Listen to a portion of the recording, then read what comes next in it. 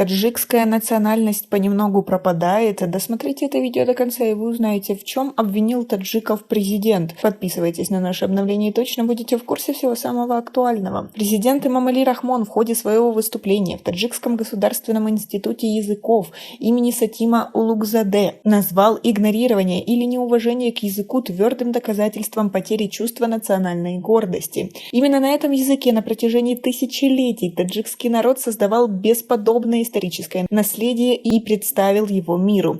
Язык, как социальное явление, считается зеркалом жизни, обычаев, традиций, знаний и культуры, которые для последующих поколений, в том числе и сегодняшнего, оставили наши предки, цитирует президента пресс-служба. Именно поэтому язык, как первейший элемент и фундаментальный столб государственности, играет чрезвычайно важную судьбоносную роль в процессе становления национального государства. Эмомали Рахмон подчеркнул, что игнорирование или неуважение к языку является решительным доказательством потери чувства национальной гордости.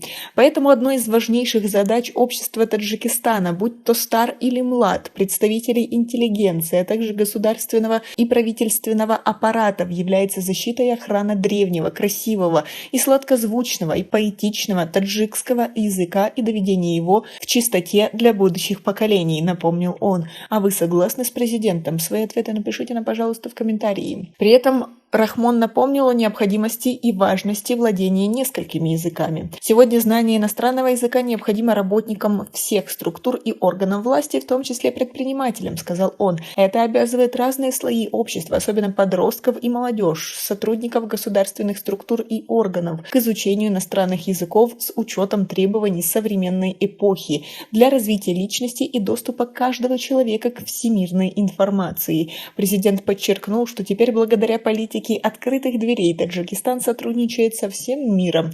Он заявил, что сотрудники пограничных пропускных пунктов, то есть таможенники, пограничники и работники учреждений обслуживания обязаны знать иностранные языки.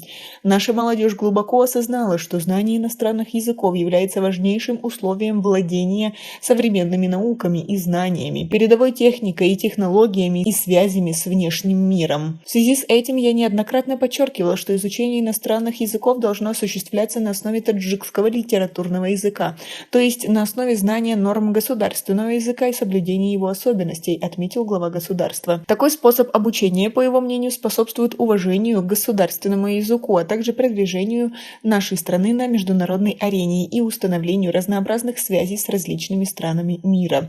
Эмомали Рахмон предложил изменить наименование Института языков в Международный университет иностранных языков имени Сатима Улугзада, сообщает пресс-служба президента Республики Таджикистан. Министерству образования и науки, другим министерствам и ведомствам поручено в 3-месячный срок подготовить и представить в правительство страны необходимые нормативно-правовые документы по данному вопросу.